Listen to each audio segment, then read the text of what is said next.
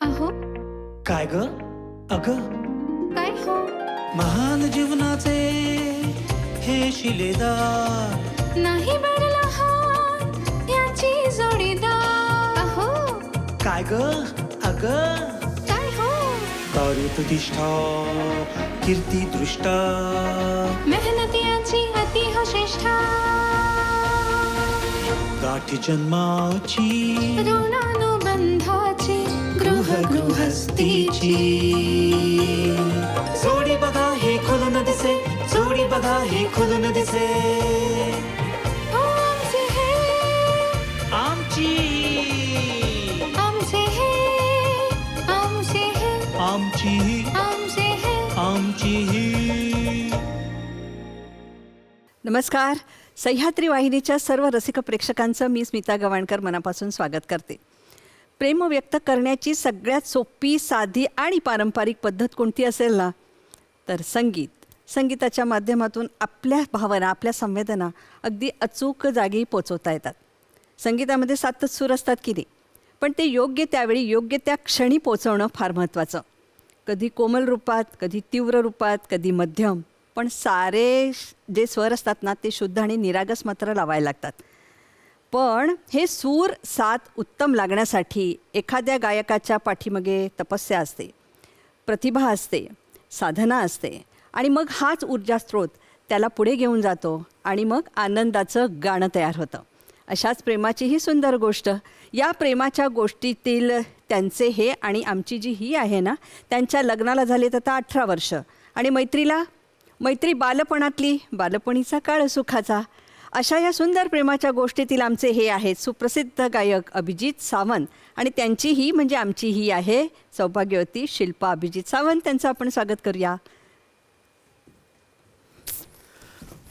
ही चाल तुरु तुरु उडती केस भुरु भुरु डाव्या डोळ्यावर बट ढळली जशी मावळत्या उन्हात केवड्याच्या बनात नागिन सळसळली. क्या बात आहे. वा वा वा वा वा. इतकं मस्त वाटतंय. अभिजित, शिल्पा तू तर पहिल्यांदा आलेली आहेस, तर महाराष्ट्राच्या सर्व रसिकांच्या वतीने तुमच्या दोघांचं मनपूर्वक स्वागत करते. पण ही 18 वर्षापूर्वींची किंवा खूपच आधीची प्रेमाची गोष्ट ऐकायची खूप उत्सुकता आहे, तर आपण गप्पा मारूया. या शिल्पा. अभिजित, तू गाण्याने इतकी छान सुरुवात केलीस की मला वाटतं आज दिवसभर इथे सूर नांदायला आलेले आहेत असं मला वाटलं. तुझं खूप खूप कौतुक आधी पहिलं आणि अभिनंदन आणि तुझे मी पुन्हा एकदा मनपूर्वक तुझं स्वागत करते. पण मला आज ना शिल्पाचाच विशेष कौतुक वाटते. शिल्पा, आज तू इकडे येत असताना मध्ये माहीम लागलं आणि मग ती 28 बिल्डिंग 28 तुमच्या ज्या बिल्डिंग्स होत्या आणि त्याच्यामधलं ते ग्रुप्स आणि मग ती मुलं मुली, मग ते ग्रुपिझम वगैरे तुला आठवलं आता? हो, अगदी छान आठवतं सगळं. आणि आमच्या जवळजवळ 25 एक बिल्डिंग आहेत. म्हणजे शाहूनगरमध्ये आम्ही राहायचो, तो पण आणि मी पण.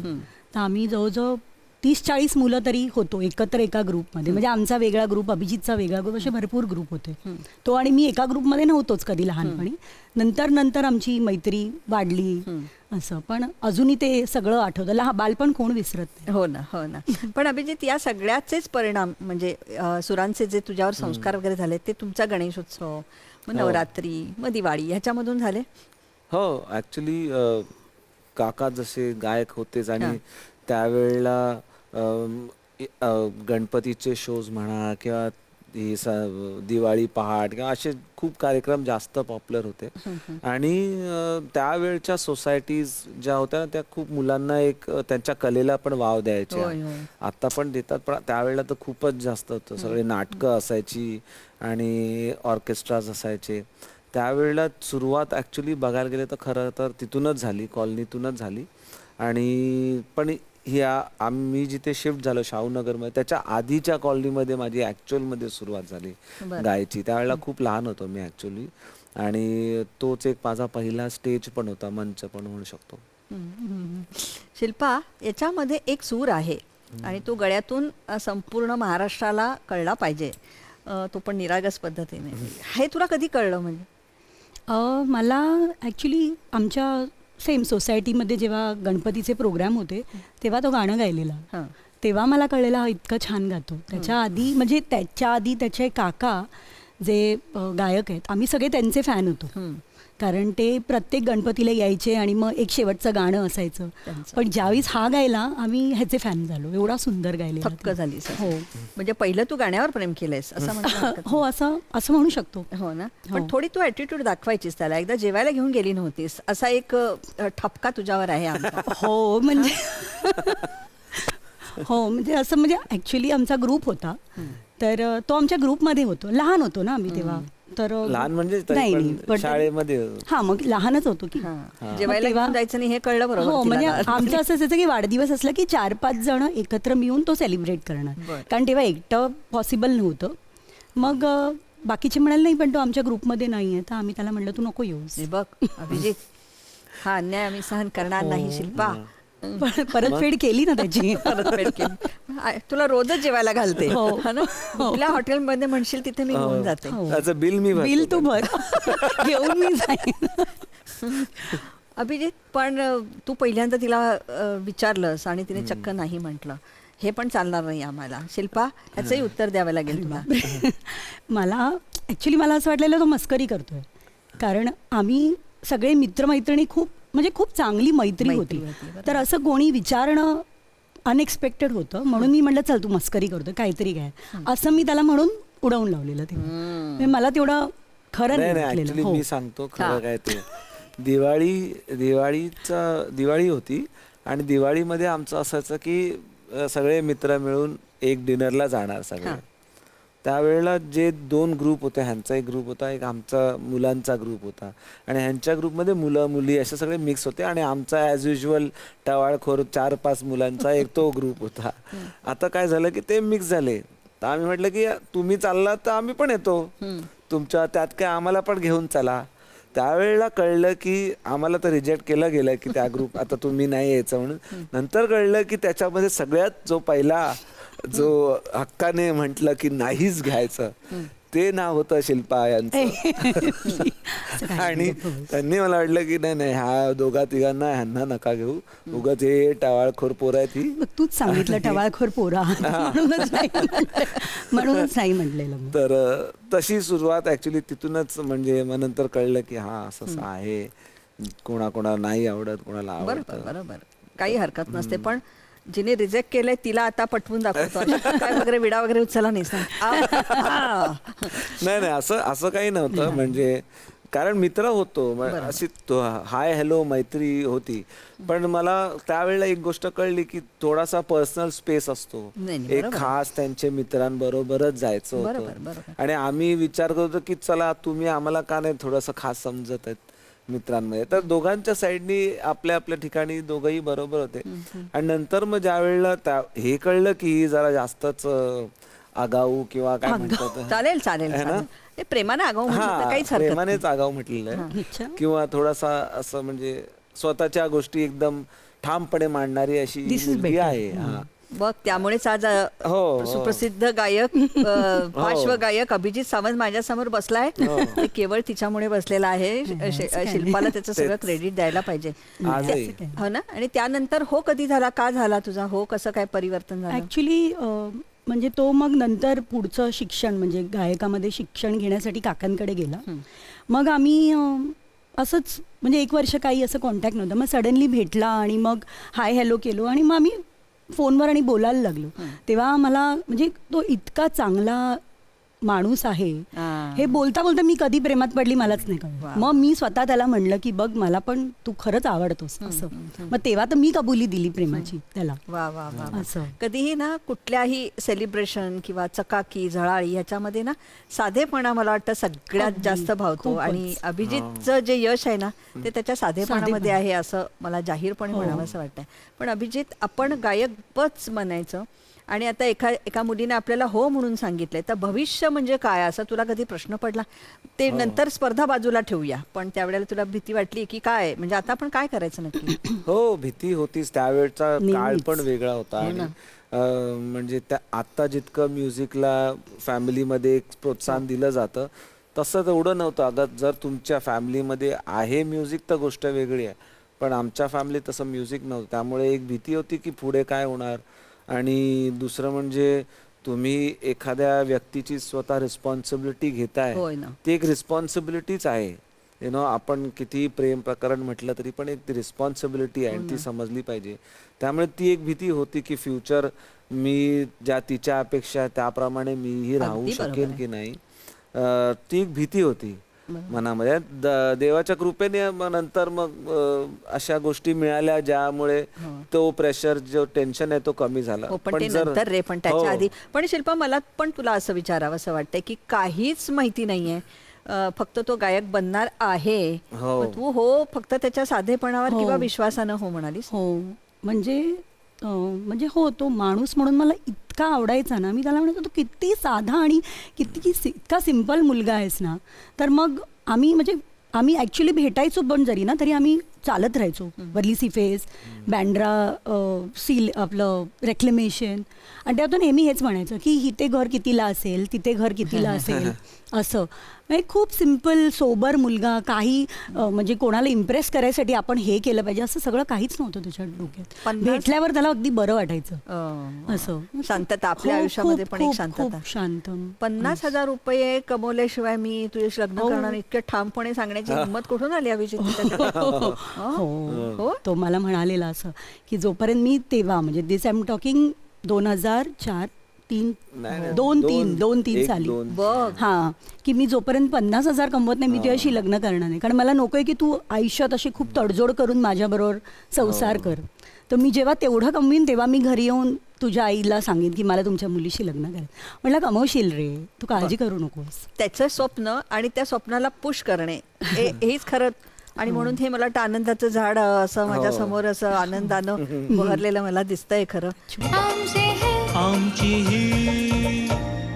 ही कुजबूज माहीममध्ये सुरू झाली होती ना तोपर्यंत तुमच्या दोघांची. आई बाबांचं काय म्हणणं होतं? नाही, तेव्हा माहिती नव्हतं, कारण मी कॉलेजमध्ये होती. तर तेव्हा तर असं काहीच नव्हतं असं. म्हणजे आयडल नंतर इनफॅक्ट माझ्या घरी कळलं. बरं, मग त्याच्या आधी मला सांग की जेव्हा ही पहिली खरं तर म्हणजे मला वाटतं भारतातली इतका मोठा प्लॅटफॉर्म देणारी ही संगीत स्पर्धा होती, त्याला तू पुश केलंस ना तिथे जायलाच पाहिजे वगैरे? पुश असं नाही, मी त्याला सजेस्ट केलं की तू जा. तेच गं. म्हणजे मी त्याला सांगितलं की तू जा, बघ, प्रयत्न कर. कारण पहिल्यांदाच असं काहीतरी माध्यम टीव्हीवर दिसतोय असं. पण मग अभिजित, तुला काय वाटत होतं? बापरे, एवढा मोठा प्लॅटफॉर्म, कुठे जाणार, तिथे आपली वर्णी लागणार. पहिल्यांदा असंच वाटतं नाही, वशिल्याचीच माणसं येणार, असं एक पहिला असा आपला एक मत असतं. तू गेलास, मग तू भरलास? मला ऍक्च्युली तेच तसं तुम्ही जसं म्हटलं तसंच माझ्या पण मनामध्ये होतं की काय इथेच सगळं ठरलेलं असणार, आम्हाला चान्स मिळेल की नाही मिळेल. आम्ही एका छोट्याशा इथून आलोय तर. आणि त्याच्या आधी पण खूपशी रिजेक्शन झालेली, पण शिल्पाला एक कॉन्फिडन्स होता की तू ट्राय केलं पाहिजे, ट्राय करत राहा. आणि जसं कधी कधी काय ना, आपण ज्या वेळेला आपल्या लाईफ पार्टनरला आपली स्वप्न सांगतो त्यावेळेला तो पण मग तुमच्या त्या स्वप्न साकार करण्यासाठी हेल्प करत असतो. एका वेगळ्या पद्धतीने तो विचार करतो आणि तो तुम्हाला एक दुसरा इनपुट पण देतो, एक वेगळा विचार पण देतो. त्यामुळे तो एक मला खूप फायदा झाला त्यावेळेला, म्हणेन की एक सांगितल्यामुळे की मला असं असं करायचं, आपल्याला असं असं राहायला पाहिजे. एक मग तो की तू प्रयत्न तर कर जाऊन, जिथे मला वाटत होतं की नाही काय होणार नाही आणि तिथे ती म्हणते की नाही तू जाऊन प्रयत्न कर. तसंच एक गिव्ह अँड टेक झाल्यामुळेच त्या गोष्टी झाल्या. प्रेमाची ताकदच मला वाटतं अभिजित, शिल्पा, इतकी मोठी असते ना की तो फोर्स असतो ना, का सकारात्मक तुम्हाला पुढे नेतो. आणि त्याचं श्रेय मला पुन्हा एकदा शिल्पालाच द्यावं असं वाटतं. ऑडिशनला किती गाणी तयार केली होतीस तू? मी ऍक्च्युली 2 गाणीच तयार केलेली. एक त्यावेळेला मी खूप ऑर्केस्ट्रामध्ये ते भिगे ओठ तेरे गायचो, त्यामुळे ते मला खूप चांगलं पाठ होतं आणि चांगलं येत होतं. त्यावेळेला म्हटलं हे मी परफॉर्म करेन. आणि एक प्री ऑडिशन सारख्या असतात तर त्याच्यामध्ये ते मी परफॉर्म केलं आणि त्यांना आवडलं पण होतं. त्यामुळे त्यांनी म्हटलं की ठीक आहे. पण नंतर मग मला ऑडिशन ज्या वेळेला होत होते आणि सगळी मुलं ज्या वेळेला दिसायला लागली त्यांच्या आपण एक राहतो ना महासागर, ते सगळेच गायक आहेत, सगळेच आपल्या आपल्या पद्धतीने.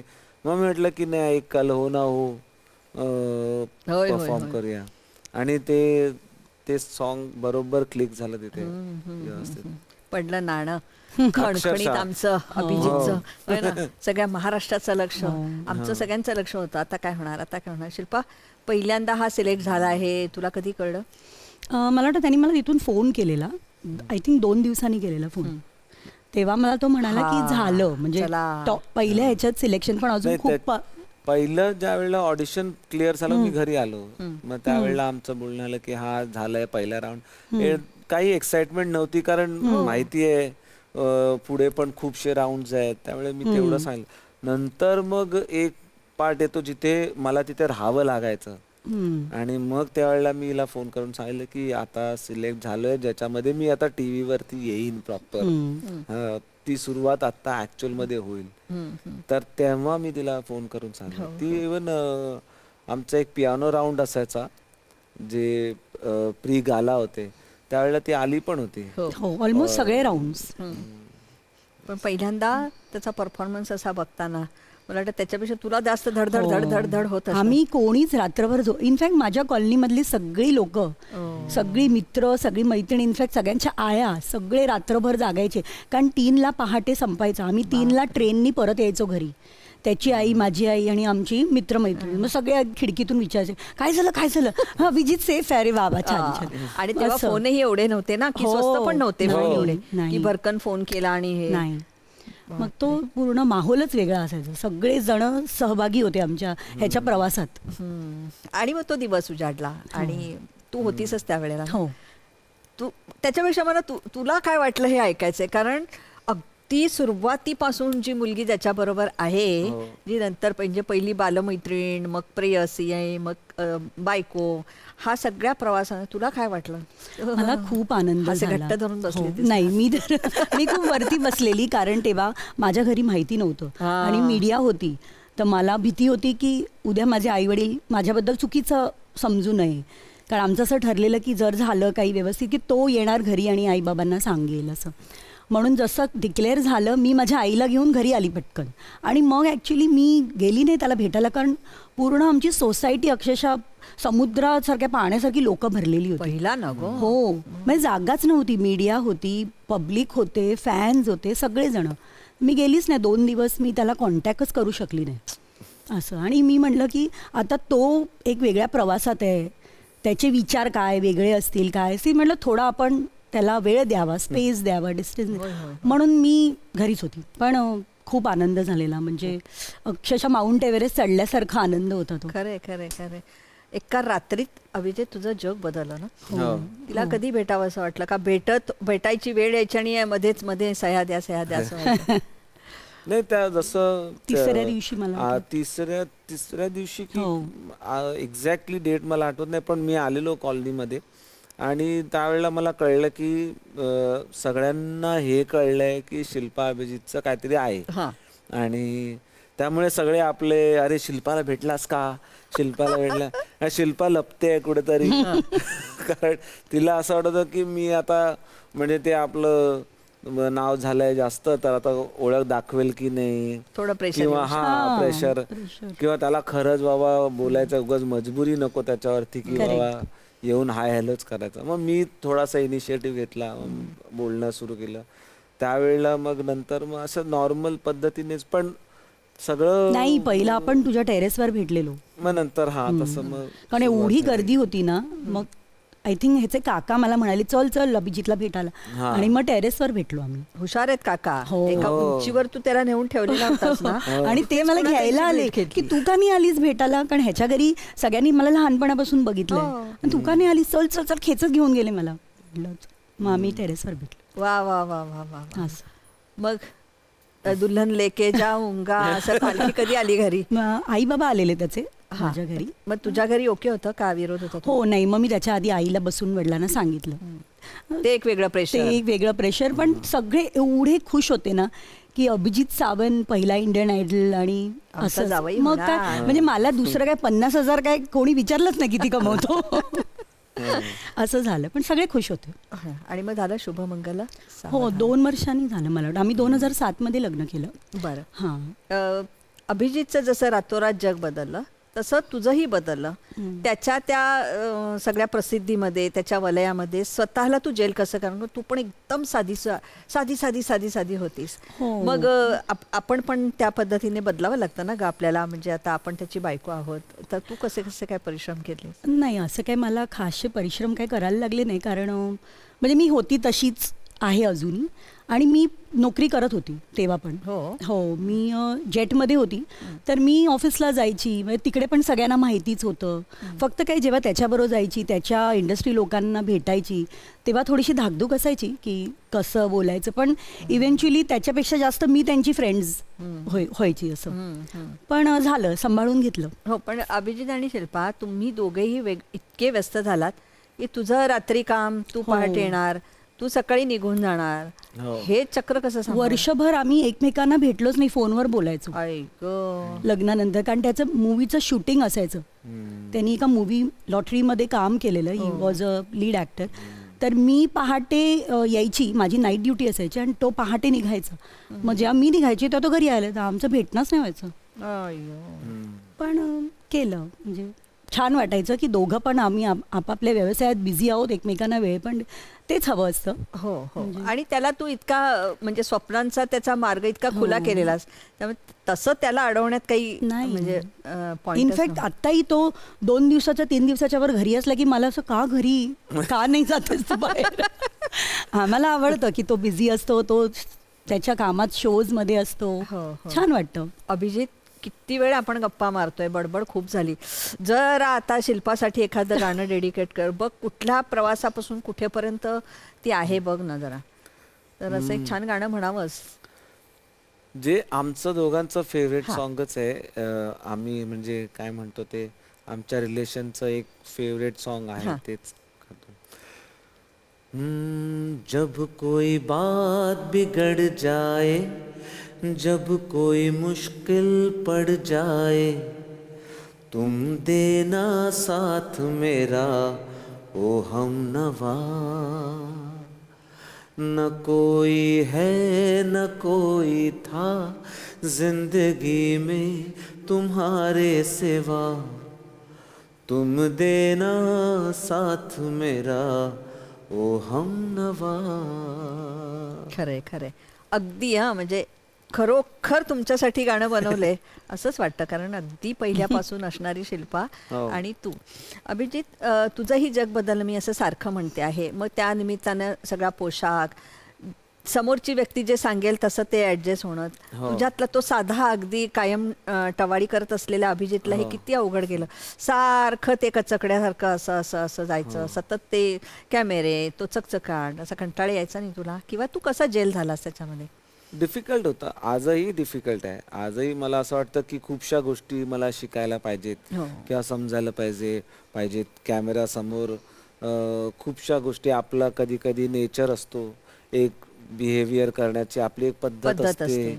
आता ती कॅमेरावरती किती चांगली वाटेल, नाही चांगली वाटेल, मग कुठे कुठे स्वतःला मोल्ड करावं लागतं, बदलावं लागतं. त्यावेळेला ते बदलणं थोडंसं डिफिकल्ट होत होतं, किंवा म्हणावं तर त्याच्यासाठी जास्त परिश्रम करावे लागायचे. भाषेपासून सुरुवात होते, भाषेपासून सुरुवात होते. हिंदी तेवढं चांगलं बोलता आलं पाहिजे. आणि बाकीचे तुमच्यासारखे सिनियर लोक आहेत ज्यांच्याबरोबर आम्ही काम करणार किंवा ज्यांच्याबरोबर काय उठबस होणार आहे, मग त्यांच्याबरोबर त्यांच्या लेवलला यावं लागतं, कारण त्यांचा टाइम पण तेवढाच इम्पॉर्टंट आहे. ह्या सगळ्या गोष्टी करत करत आपण शिकत जातो. मला असं वाटतं की त्यावेळेला एकच चुकीची गोष्ट जी होती, आणि प्रत्येक नवीन आर्टिस्टला पण हे कळलं पाहिजे की त्यावेळेला असं नवीन ज्या वेळेला सुरू होते त्यावेळेला चुका होतात, पण त्याला रिग्रेट करत बसलं नाही पाहिजे, त्याबद्दल खंत नाही मानत राहिलं पाहिजे. त्या चुका मग हळूहळू आपण बदलत जातो, चेंज होतो.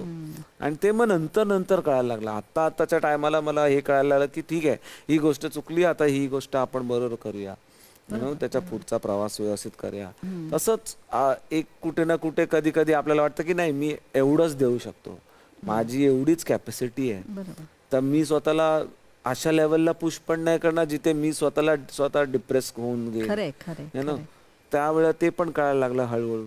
आणि अशा पद्धतीने हा प्रवास नेहमी आतापर्यंत चालूच आहे. छानच चाललाय. हमसे है आमची ही.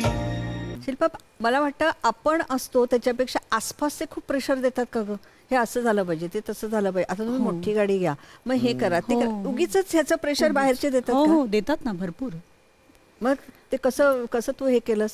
जसं हा म्हणतो, मी तर म्हणजे आय एम स्ट्रेट फॉरवर्ड. मग काय मी म्हणते काय जे उत्तर द्यायचं तेव्हा. पण काही गोष्टी आम्ही विचार करतो, ऑब्व्हियसली आम्ही डिस्कस करतो की हे खरंच गरज आहे का, हे केलं पाहिजे का. जे गरज असेल ते करतो, जे नाही गरज असेल ते आम्ही काढून टाकतो आमच्या बरोबर, लिस्टमधून. बरोबर. 4 चाकांचीच गाडी, 4च माणसं राहणार. हो हो, हो, हो. मोठी गाडी घ्या, नाही. फरारी घ्या, टरारी घ्या. हो, उगाचच. मला वाटतं बाहेरचे लोक खूप प्रेशर, अरे आता तू एवढ्या मोठ्या स्पर्धेचा विनर म्हणजे तू हो. मला वाटतं समुद्रातनं सतत असं किंवा विमानातनं हो, हो. फिरलं पाहिजे. ह्याचं प्रेशर आपल्याला खूप अतिशय देतात. आणि मला आठवतं माझ्याकडे पहिल्यांदा एक होंडा सिटी म्हणून होती, तर तोच प्रेशरच जसं तुम्ही म्हटलं ना की मी एकदा हॉटेलमधून बाहेर आलो आणि बोलला, अरे अभिजित सावंत, अरे ही गाडी चालवतो. तर तो शब्द ऐकूनच मी दुसरी गाडी घ्यायला गेलो की नाही आता घ्यायला पाहिजे. तर आता मला हे कळतंय की नाही, गरज नाही, हे मी ठरवलं पाहिजे की मला काय व्यवस्थित वाटतंय आणि मला सगळ्याच गोष्टींनी फायनान्शियली म्हणा किंवा किती स्पेंड करायच्यात नाही करायचं, ह्या गोष्टी आता मी शब्द ऐकून नाही करत. तर मला वाटलं तर नाहीतर आणि अनुभव आणि आमच्या दोघांचं तेच आहे, एक गिव्ह अँड टेक आहे. तिचा कधी कधी प्रेशर असतो आणि की बाबा कर, हे का नाही करत, तुझ्या इमेजला ही गोष्टी केली पाहिजे किंवा ही घेतलं पाहिजे.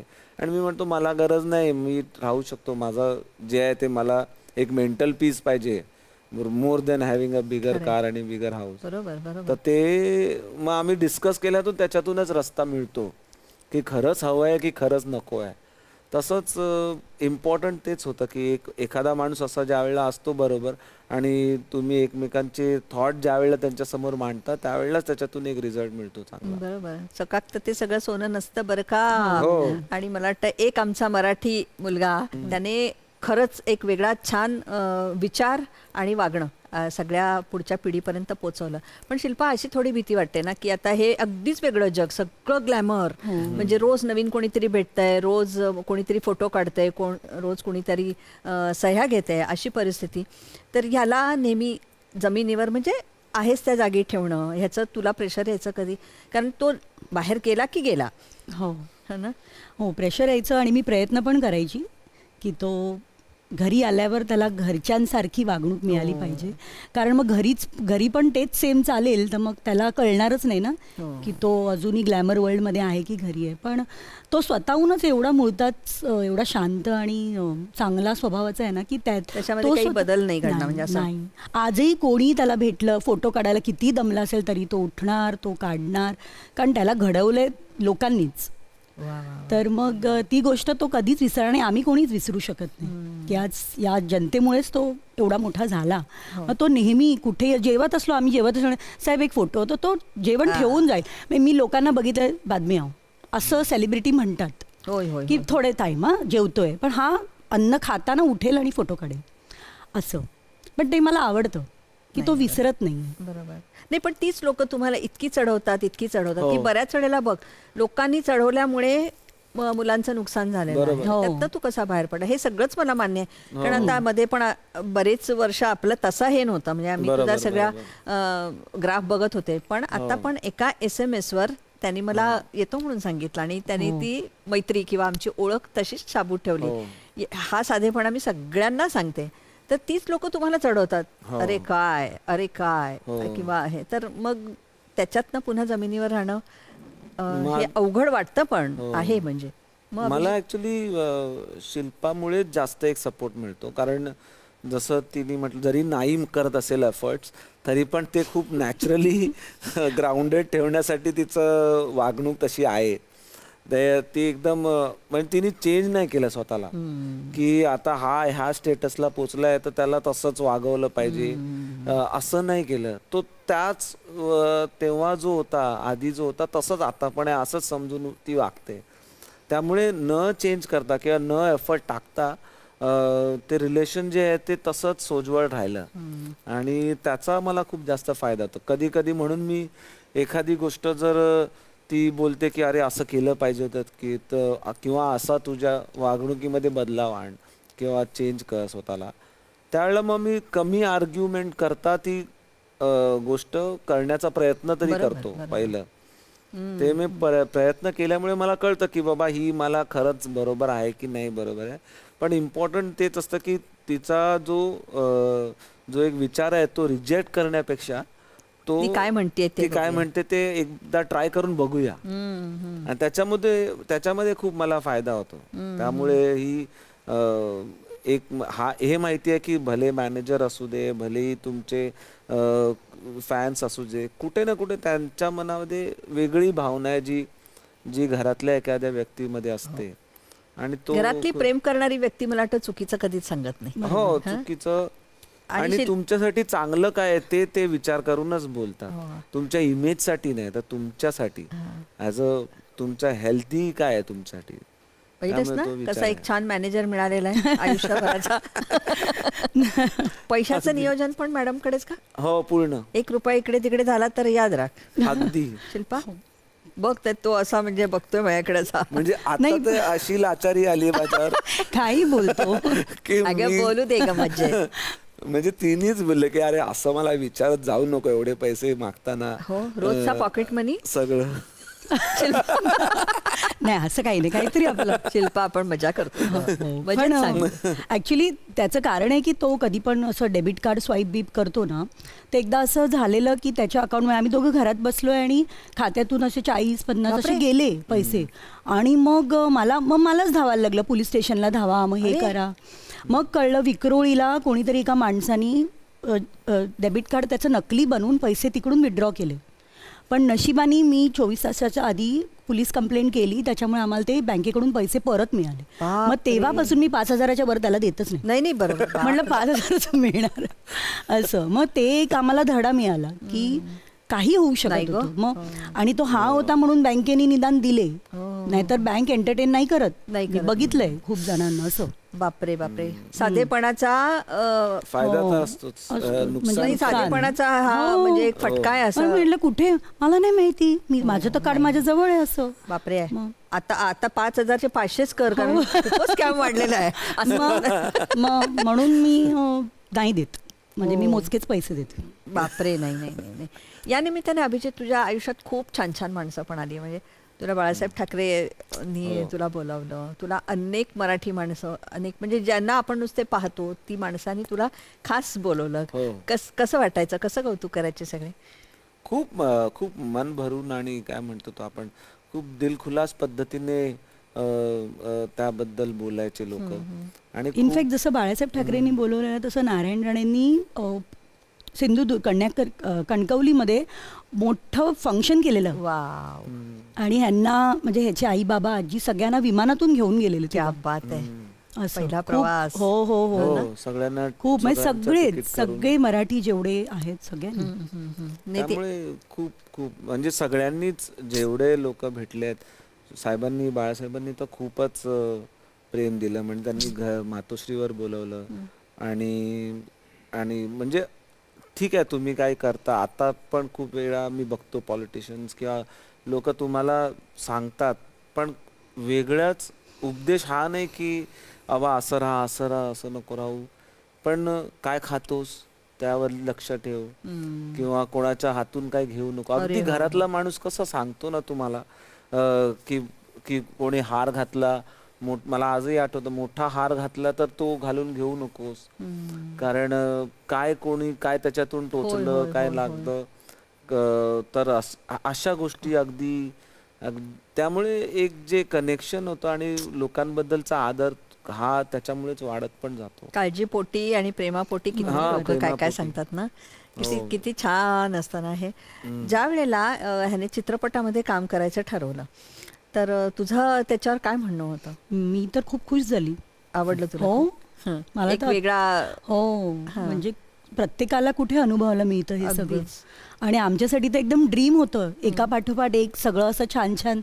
तर मी तर खूप एक्सायटेड होती त्याच्या फिल्मशी रिलेटेड. कुठलंही कसं एन्जॉय केलंस तू ते सगळं? नायक, गायक आणि नायक मला तेच, मी जसं म्हटलं की माझ्यासाठी खूपच मोठं चॅलेंज होतं, कारण मी काही ऍक्टर नाही आहे. मी काही डायलॉग डिलिव्हरी म्हणा, ज्या टेक्निकल गोष्टी आहेत एका कलाकाराच्या, पाठांतर म्हणा किंवा चेहऱ्यावरचे एक्सप्रेशन तुम्हाला कसे ठेवायचे आहेत, ह्या सगळ्या गोष्टी इतकं इझी नाही आहे. लोकांना खूप वाटतं की पॉप्युलर झालं की नाही, नाही. ऍक्टर बनू शकतो, तसं खूप नाही कष्ट. आहे. त्याचे वेगळे एक वेगळे थॉट प्रोसेस आहे, हो. तो तुम्हाला जमला पण पाहिजे. त्यामुळे पण जसं मी म्हटलं की एक विचार जर शिल्पाने दिलाय तर त्याला रिजेक्ट नाही करायचं. बरोबर. त्यामुळे तिथेच कुठेतरी आमच्या दोघांमध्ये एक संगनमत पण आहे की चल ती बोलते तर आपण केलं तर पाहिजे, नाही, करून बरोबर आहे. बघूया, ही गोष्ट करून बघूया. हो. जर नाहीच चांगलं झालं तर एक माझा डोक्यात विचार आहे की ठीक आहे, माझं काय म्हणतो त्याला आपण काय असतं ना त्याला, जे म्हणजे एखादा जर नाही झालं व्यवस्थित तर कसं सावरायचं आहे, ते बघू ही आपण. गोष्ट मला माहिती होतं. नाही बरोबर आहे. जर असायची. फॉर्मच भरला नसता तर तू स्पर्धेत गेला नसतास. तसं पिक्चर मध्ये जाऊन तर बघ. हो. आणि ते तर खूपच अवघड माध्यम आहे. हो. बरेच जण असं म्हणतात की नुसतं शूटिंग बघायला या म्हणजे तुम्ही 5 मिनिटात हो, पळून जाल, मग. इतकं ते हेक्टिक आहे. हो. म्हणजे दुपारच्या उन्हात वगैरे जो डान्स वगैरे असतो, बापरे, म्हणजे ते ते- सलाम आहे. ते जे कोण जे ज्यांनी करतात त्यांना. ते गाजवलंय त्यांना नमस्कार आहे. ते- शिल्पा, तुला गाता येतं का? नाही, बिलकुल मी कधी अशी गायला गेली तरी माझ्या मुली म्हणा मम्मा नो. नो, कारण त्या दोघी पण खूप सुंदर गातात, तर अरे त्यांना पण वा. गाण्याची खूप जाण आहे, म्हणून मला ते हिम्मत करून म्हणू शकतात नको गाऊ. अभिजितच्या लेखी का? अभिजितच्या लेखी. Daddy's girl. हो. आमचे हे आमची ही तुला डान्स येतो का? हा, म्हणजे आम्ही मला- तुम्हाला एका शो मध्ये हो, पाहिलं मला दोघांना. डान्स येतो, मला नाचायला खूप आवडतो, पण ते गाताना- सेलिब्रेशन तू कसं अनुभवलं? खऱ्या अर्थाने तू पण त्या प्लॅटफॉर्मवर गेलीस की एका शो मध्ये दोघंही छान नच्चबल्ली ना. हो हो हो, पण ते पण खूप डिफिकल्ट होतं. हो ना. म्हणजे आम्ही पहाटे काहीतरी 7ला निघालो घरातून आणि दुसऱ्या दिवशी पहाटे 3ला आमचा परफॉर्मन्स स्टेजवर झालेला. मी अभिजितला तेव्हाच म्हणलं, बाबा तुमचे जे इंडस्ट्री आहे त्याला माझा नमस्कार. माझी 9 ते 5ची नोकरी छान, मला हे जमणारच नाही. खूप खूप म्हणजे खूप ऍक्च्युली पहिला सीझन झाला त्यावेळेला सचिन पिळगावकर होते हो, हो, हो. Winner, Winner. आणि मॅडमनी बघून म्हटलं की अरे मला पण करायचा शो. हो. मला काय माहित होतं असं करूया सगळं. असं तसं. मी म्हटलं बघ बाबा, शूटिंग तेवढं इझी नाही आहे. हो. तुम्हाला वाटतं चेहरा आपलं सगळं व्यवस्थित आहे, तुम्ही चांगले कपडे वपडे घालून बसणार, असं नाही आहे.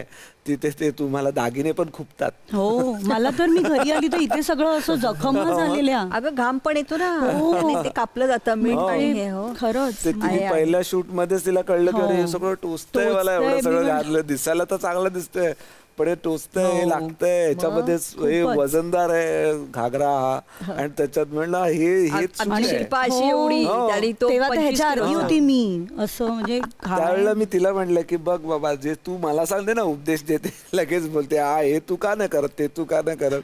आता तुला कळेल की केल्यावर ते कसं असतं ते. म्हणूनच नमस्कार केला. पण छान होता तो प्रयत्न आम्हाला हो, बघायला मग छान नंतर माझं लिगमेंट टेअर झालं. हो, कारण तुम्ही कंटिन्युअस बाहेरच प्रॅक्टिस. पडलात. हा, मग बाहेर पडलो आम्ही. किती मजेशीर असतं ना. अभिजित, तू काय उत्तम खवय्या आहेस, त्याहीपेक्षा उत्तम शेफ आहेस. तू मस्त काय काय बनवतोस म्हणे. हो, हे कुठून आलं? ऍक्च्युली मी घरी मुलांसाठी किंवा कधी कधी काहीतरी नॉनव्हेज असं बनवून खायचं आहे तर मग शिल्पा मला सांगणार की तू आज आम्हाला असं काहीतरी बनवून खायला घाल. मग मला पण आवडतं तो एक पूर्ण प्रोसेसमध्ये आपण. तर तुला येत होतं आधीपासून? मला एवढं जास्त काही यायचं नाही, पण मी खूप काळ काकांकडे राहिलेलो, त्यावेळेला स्वतः काहीतरी बनवून जेवण खाणं ही सवय होती. प्लस नंतर मग एक डाएट प्लॅन आम्हाला फॉलो करावा लागायचा. हो. त्यावेळेला कुकिंगचा एक एक्सपिरियन्स जमा झालेला, करू शकतो, बनवू शकतो ही गोष्ट. आणि आवड म्हणजे एखाद्यांसाठी काहीतरी, आपल्या फॅमिलीसाठी काहीतरी करायचं आहे, ती जी भावना असते त्याच्यामधून कुकिंगचा ऍक्च्युली जन्म पण होतोय. आणि लेकी झाल्यावर मग काय जग बदलतं ना. बाबाचं जग बदलून जातं हो. सगळं. आणि एक ऍक्च्युली सुरू पण झालंय लॉकडाऊन पासून. हा. वेळ लॉकडाऊन मिळाला मध्ये तुला खूपच भरपूर. वेळ मिळायचा. आम्ही 4-5 लोकच घरामध्ये होतो आणि काय करायला नसायचं. मग चला मी तुम्हाला आज हे बनवून खायला घालतो. मग कधी पास्ताच बनतोय तर कधी मग काहीतरी अशा सगळ्या गोष्टी आम्ही ट्राय करायचो. आणि मग ते एक भावना खूप चांगली असते जेवण बनवण्याची. त्यामुळे शिल्पा, ज्या पद्धतीने लोक प्रेम करतात त्या पद्धतीने एक फोर्स असा असतो टीकेचा खूप. आता काय पुढे स्पर्धेत आलेली मंडळी पुढे त्यांचं काहीच होत नसतं, जे वाटेल ते बोलत असतात. ह्या टीकेकडे तू कसं बघतेस? किंवा नाही म्हटलं तरी आपण ज्या माणसावर प्रेम करतो त्या माणसावर थोडी टीका केली की नाही आपल्याला आवडत. आणि आता म्हणजे काय, ट्रोल नावाचा एक इतका मोठा राक्षस उभा आहे ना, काहीही कुणीही कुणाला काही कळत नसेल ते सुद्धा बोलू लागलेले आहेत. काय करायचं असतं याच्यावर? काही नाही, म्हणजे ignorance is a bliss. Me ignore करते. पूर्ण. असं जर कुठला मेसेज आला, समज साधारण मी जर फोटो टाकला तर मला काही आलं तर मी सरळ डिलीट मारून टाकतो. मस्त. बस. कारण तुम्ही त्यांना किती उत्तरं द्याल, मग काय, मी देऊच शकत नाही. आपण कशाला स्वतःचं रक्त आटवायचं. आपल्या आनंदावर पण त्यांच्या कमेंट्स हो, असतात. हो. आपल्याकडे काही झालं तरी त्यांच्याकडे, म्हणजे हो. कमालच वाटते मला. हो, हो. अभिजित, तुला किती, तू तर किती साधा आहेस, म्हणजे कसं बघतोस तू या नाही, सगळ्या? मला आठवतं की आम्ही लहान असताना आमच्या बिल्डिंगमध्ये त्या काकी मावशी होत्या, त्या ते काका काकी असायचे जे, अरे काय आज तू हे घातलंयस, अरे तुझं बॅगचं असं ते कंप्लेंट असायचे त्यांचे. आता त्यांना कुठे मी, किंवा कधी घरी यायचे जे जे काका मामा असायचे आणि मग ते एक दिवस येणार तुमच्या घरी आणि मग काहीतरी तुम्हाला कमेंट देऊन जाणार. त्यावेळेला ती एक प्रॅक्टिस होती मला की ह्यांना तर माहितीच नाहीये की एक्झॅक्टली आमचं काय चाललंय, की आमची मेहनत काय आहे, आम्ही काय काय स्ट्रगल करतो किंवा काय किती गोष्टींना फेस करतोय एका दिवसात. त्याच्यामधून मग आम्हाला एवढं मिळतंय. मग त्या ज्या गोष्टी आमच्या हातात आल्यात त्यासाठी आम्ही खुश व्हायचं की नाही आल्यात त्या गोष्टींसाठी दुःखी व्हायचं. मग तेव्हा कळायला लागलं की काय गरजच नाही आहे. मेहनत तर आम्ही पण तेवढीच केली जेवढी एखाद्या सक्सेसफुल माणसाला मिळाल्या गोष्टींसाठी पण आम्ही त्यांनी पण केली आहे. फक्त त्याला तेवढं मिळालं, 100 मिळाले, आम्हाला 50 मिळाले. ठीक आहे ना, मग 50 मिळाले, 50 मध्ये आनंद मानूया. कारण कधी विचार पण नव्हता केला इथपर्यंत पण पोहोचू शकतो. होय होय होय होय. त्यामुळे इम्पॉर्टंट मग तेव्हा आधी सुरुवातीला होतं असं एक इन्सिक्युरिटी म्हणा, किंवा एक ज्या वेळेला लोक असं पद्धतीने वागवायची त्यावेळेला वाटायचं की अरे ह्या गोष्टी बरोबर आहेत की नाही, किंवा करतोय ते बरोबर आहे की नाही.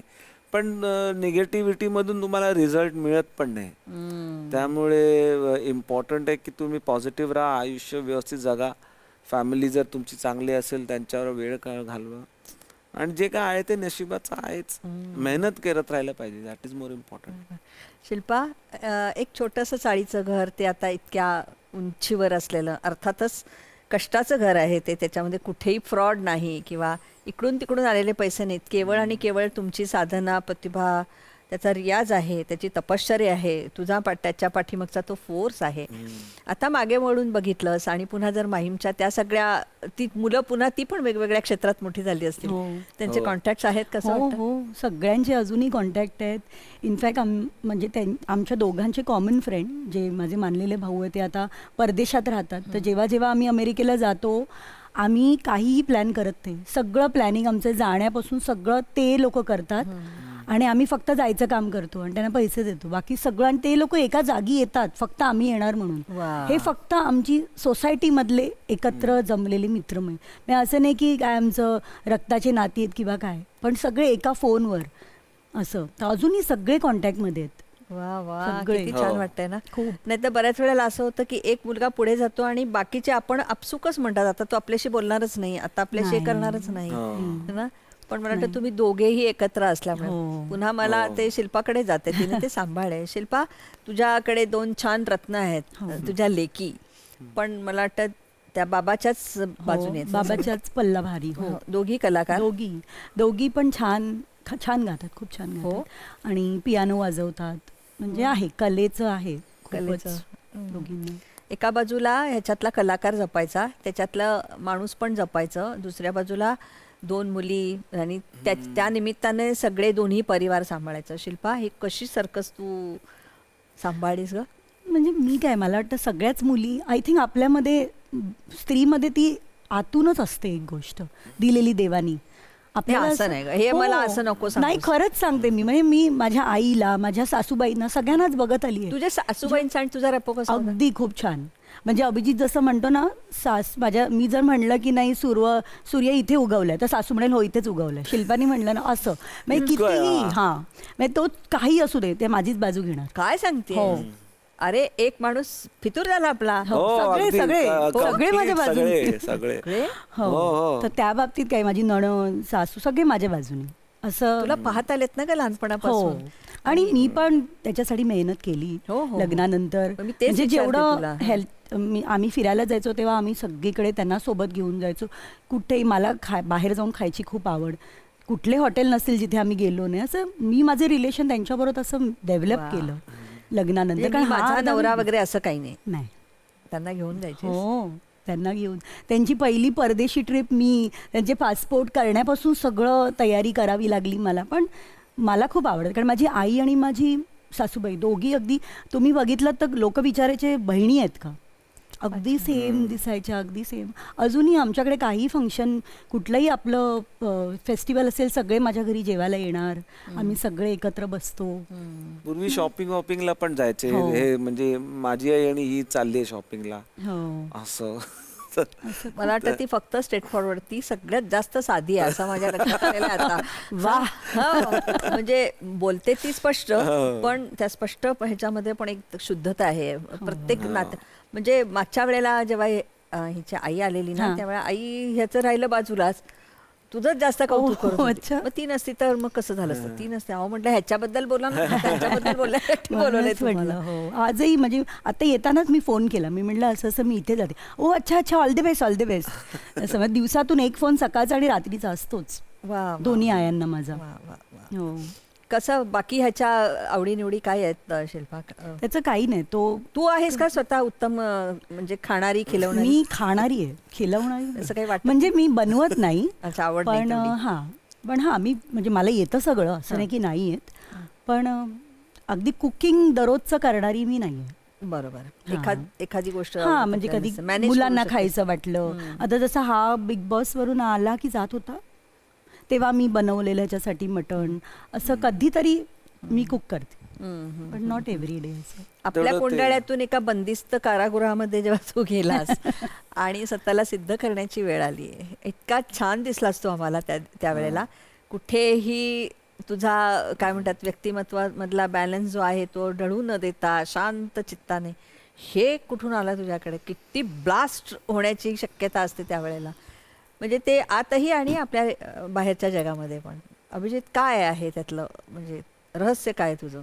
नाही, जसं तुम्ही म्हणालात तसं ॲक्च्युली हा प्रवासच असा सुरू झाला आहे. एकदम अचानक प्रसिद्धी मिळते तुम्हाला एखाद्या मुलाला, आणि मग नंतर मग त्याच मुलावरती लोक हे पण टाकतात की अरे ह्यांचं काय होणार नाही पुढे, हो ना. किंवा एका शोमध्ये वन सॉन्ग वंडर, ह्या सगळ्या गोष्टींना फेस करत करत मी तेवढा आता एक तयारी शांत होती झाली. हां, की गोष्टींना कसं झेलायचं आहे. डेफिनेटली काही गोष्टी आपल्या तरी पण पारा सटकतोच, पण नाही म्हटलं तरी पण बाहेर एक फॅमिली आहे, आणि ज्या तुमचा नेचर आहे ॲक्च्युली बघायला गेलं तर, तुम्ही जसे आहात आतमध्ये, हेच बाहेर येणार होतं एक दिवशी.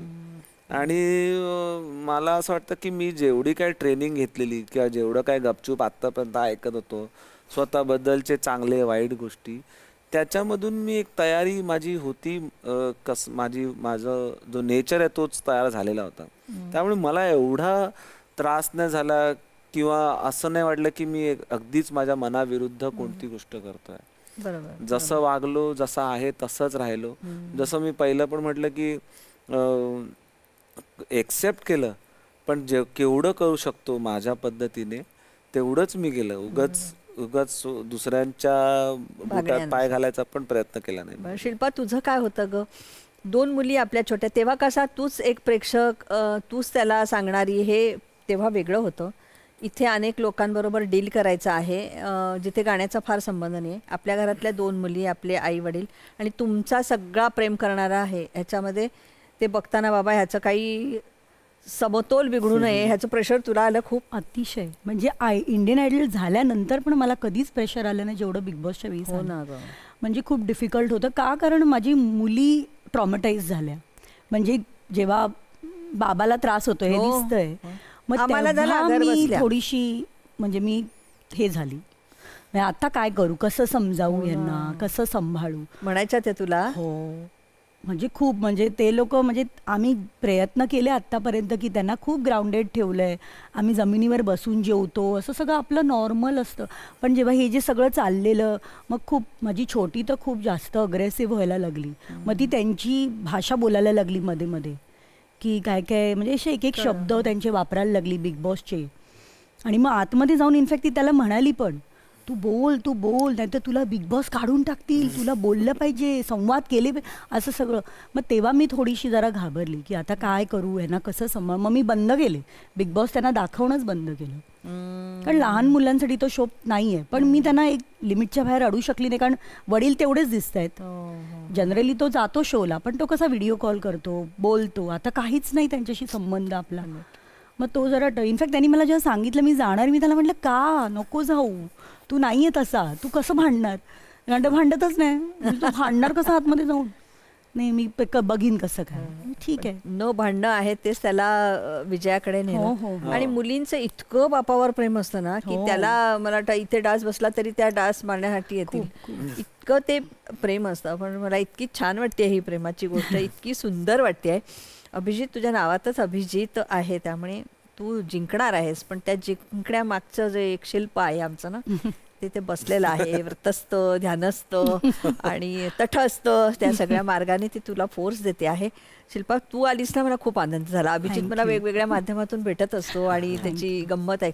पण तू इतकी भरभरून बोललीस त्याबद्दल तुझं खूप मनपूर्वक मी आता तुला आभार वगैरे नाही मानणार, कारण तू आपलीच आहेस. आणि अभिजित, तुझे खूप खूप आभार, कारण धन्यवाद. खूप व्यस्त वेळापत्रक आहे तुझं. पण आता जाता जाता एक सुंदर गाणं म्हण.